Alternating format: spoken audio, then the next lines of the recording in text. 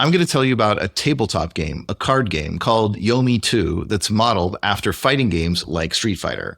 So it's a 1 versus 1 competitive game, but it also has a single player and a 2-player co-op mode versus automated opponents that have several different gimmicks and personalities. At the time of this video, Yomi 2 is crowdfunding on GameFound, which is a site similar to Kickstarter. So you can go to GameFound's site, and there's a link below in the description if you want to support the project and help bring it to life.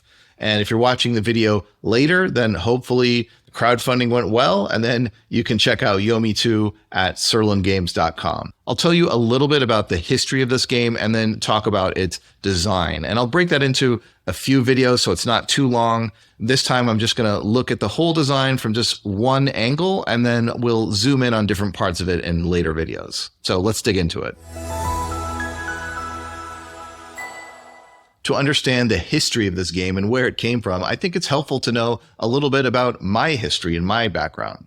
I really love fighting games. I've played them for a long time. I've been in dozens, probably hundreds of tournaments over the course of decades. I used to help run the Evolution, also known as EVO, fighting game tournament, which is the biggest fighting game tournament in the United States, probably in the world. I used to help run that for many years, ever since the very beginning. And as a competitor, I placed top 8, 3 different years at EVO, as well as winning various tournaments here and there throughout the years. As a developer, I worked with Capcom, where I was lead designer of one version of Street Fighter. And then later, I was lead designer of another fighting game called Fantasy Strike. I also wrote a book many years ago called Playing to Win, and that's not even a plug. You can just read it for free at sirlin.net if you like. I bring it up for a specific reason. That book is about competitive games, but it's about explaining the world of competitive games and the mindset of them to everyone else, to the people who are outside and are maybe interested in it and want to get in. And I made the card game Yomi initially for the same kind of reasons, sort of. I really liked fighting games, and there's a big barrier to playing them. So I wanted to express the interesting things about fighting games in a form where a lot more people could see them and understand them and appreciate them. In order to make the Yomi card game, and I mean the first version a long time ago, I had to imagine a fighting game that didn't exist yet. That imaginary fighting game was called Fantasy Strike, and then the Yomi card game was modeled after it. Many years later, I got to actually make the real fighting game Fantasy Strike. But now it's years after that, and it will actually be 14 years between the release of the Yomi 1 card game and the Yomi 2 card game. So now it has the benefit of the fighting game being a reality, and it can be a little bit better modeled after it. But also it can just have more modern design, better graphic design, new illustrations, streamlined timing, and so on and so on. Now I want to talk about some of the design concepts of Yomi 2. And from one point of view, you could say that I'm only covering the most surface level thing because I want to talk about the theme of fighting games. But it isn't really surface level when it's so baked into the whole thing from top to bottom. I think the first and most obvious thing is just the concept of having characters, asymmetric characters, a whole cast where they all play differently and somehow they're fair against each other. And we've spent years trying to balance that so all the different matchups are reasonably close. And that really is what fighting games feel like, where you pick 1 or 2 characters to get way into and to get good at, and you play against opponents who play completely different characters, and you have to learn how to approach each matchup differently depending on what you're up against and what your tools are. Another element of Yomi 2 that's not in that many fighting games, but it is in a few, is the idea of augmenting or adjusting your character just a little bit. So in Yomi 2, you pick a gem to go along with your character, and that gives you a set of 5 cards that change your deck a little bit. The fighting game Street Fighter Cross Tekken had a concept of gems, but probably a better mapping would be the fighting game Marvel vs. Capcom Infinite, where you also pick a character and a gem. Getting down to basics here, the different types of moves in the card game are attack, block, throw, and dodge. And so you get the same kind of things in the card game as you see in real fighting games, like if someone is blocking too much, then you want to throw them to counter that. There are also high blocks and low blocks, so you have to block correctly. If someone does a low attack, you have to block low. That's a concept that's in just about every fighting game, except amusingly in Fantasy Strike. That's one of the very few fighting games that doesn't have high-low blocking, but it turns out that it was just really a good feature in this card game, so that's why it's there. There's also the concept of knockdowns. In a fighting game, when your character is knocked down, you then stand up, but you have very limited options. You can't really get out of the way of an attack right as you're standing up. Normally, you might be able to play a dodge card to avoid an attack, but if you're knocked down and you stand up, you cannot play a dodge card. You're going to have to suck it up and block high or low, probably, so you're going to be in a mix-up. In the video game version of this, it would generally not be a smart idea to stand up from a knockdown and then just do a punch or something, because normally the faster move will beat the slower move. But if you're getting up from a knockdown, even my very slow move, I could time it so that it's already completely out and hitting right as you stand up. So you're going to have to stand up inside of it, and it's going to beat even a fast move that you do.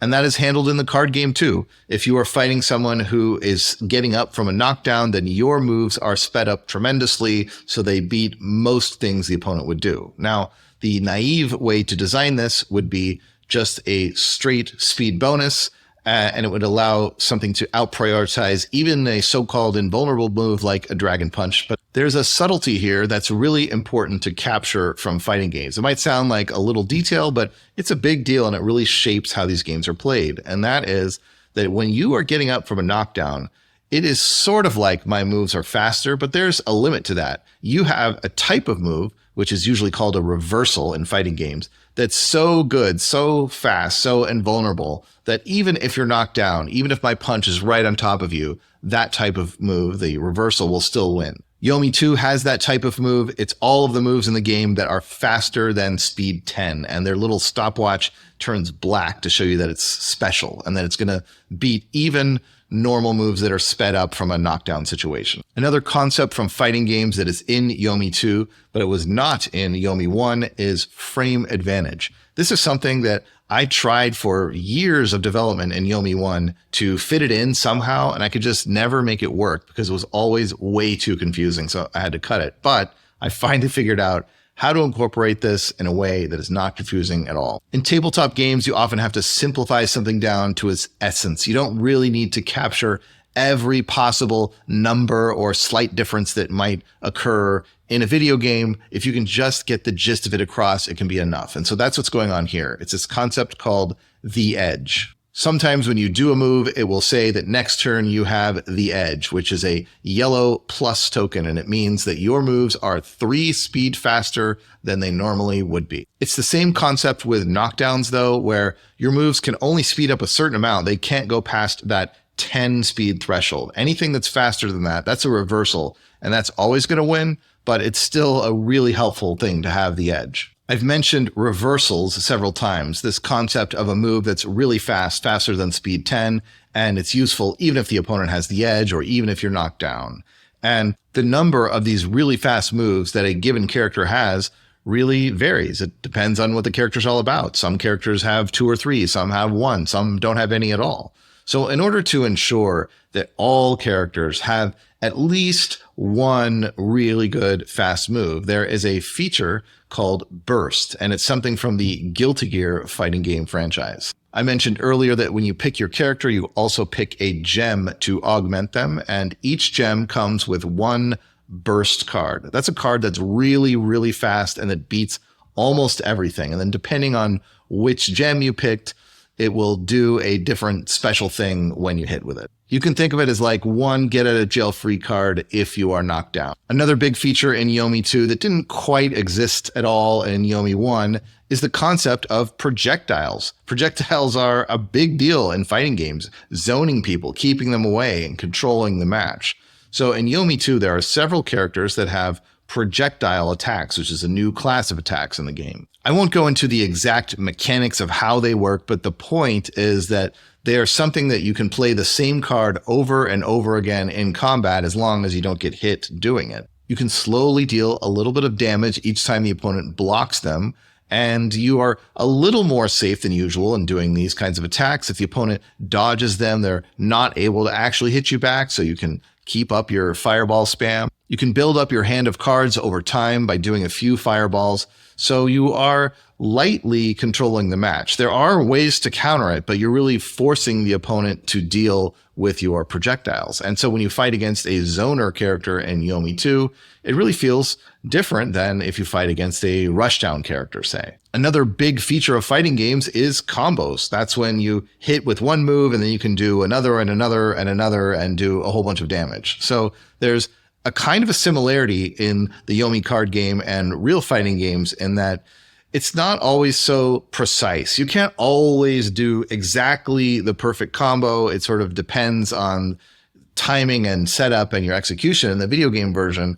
Whereas in the card game version, it depends a bit on what cards you've drawn, but really you can influence that a lot as a player. You can build your hand a certain way. You can build up cards that are specifically going to be good for a combo, not play them in other ways because you're saving it for that combo. We give you tools in order to really manage and manipulate which cards are in your hand. But even with all of that, you're not going to be able to play exactly the same combo all the time. So there's a kind of improv where you're doing the best combo you can at any given opportunity. Another mechanic that is often seen in fighting games is the concept of an armored move, a move where you start to do it, and if you get hit during it, because you have armor, you keep doing your move and you hit them anyway. So there are several armored moves in Yomi, and it really depends which character you're playing if they are focusing on that sort of thing or not. A big universal feature that all characters have in Yomi and that is very common in just about every fighting game is the concept of super moves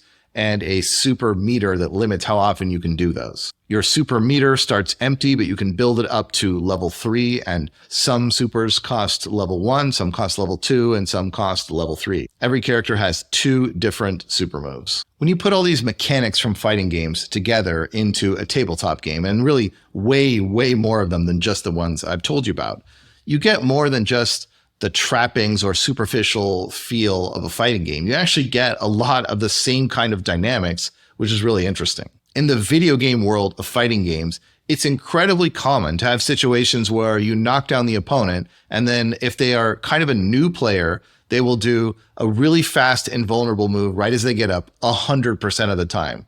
Or a super move 100% of the time. Wake up super, it's called. It's so common that it's basically a meme or a joke. Now, you might be confused if you are new to fighting games because you'd be thinking, well, based on what I said, wouldn't it be smart to do a really fast invulnerable move, like a super move or something, right as you get up? Yeah, it is. And that's the problem.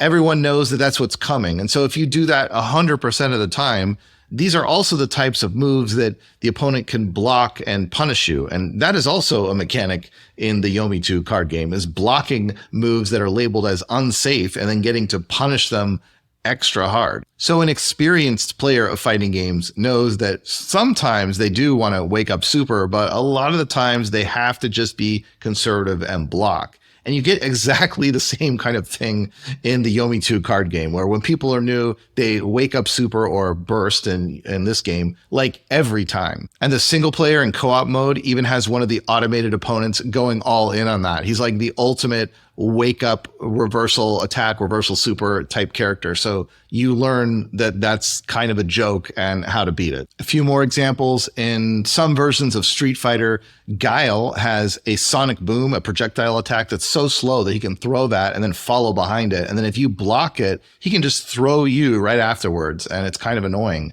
And in Yomi, Geiger has exactly the same thing. He has a slow projectile that if you block it, he can just throw you.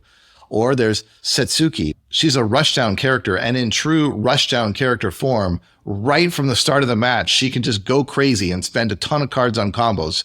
Other characters might have to worry about depleting their hand size and not having enough options left over, but her hand will automatically refill whenever she's low. So it really captures the frantic playstyle of those types of characters. Or there's a grappler like Rook. Grapplers are based on having really good throws, and throws beat blocks. In general, in Yomi 2, you want to block in order to build up your hand size over time. So you're being conservative. You're trying to build up your resources so you can do more later. But now you're facing a grappler and you're probably terrified to block and you feel really constrained and it's harder to build resources than usual. And that's exactly how it feels when you fight a grappler in an actual fighting game, is they shut off a lot of your options and they do have a lot of weaknesses, but if they can get in and get going, then you feel like you're really on the ropes and are probably going to get throw looped to death or something. There's also a couple extreme keep away characters like Argagarg, the water shaman in one set, or BBB, a robot, in another set of Yomi 2. And each of them has a long range mechanic. That's where they're simulating being so far away from you that you can't throw at all, so they can keep grapplers at bay for a few turns here and there. So the bottom line is there's just a ton of fun situations and the different kind of dynamics that you see in video game fighting games that all happen within the world of matchups in Yomi 2. Next time, I'm going to tell you more about the gems and how you can augment your characters with them.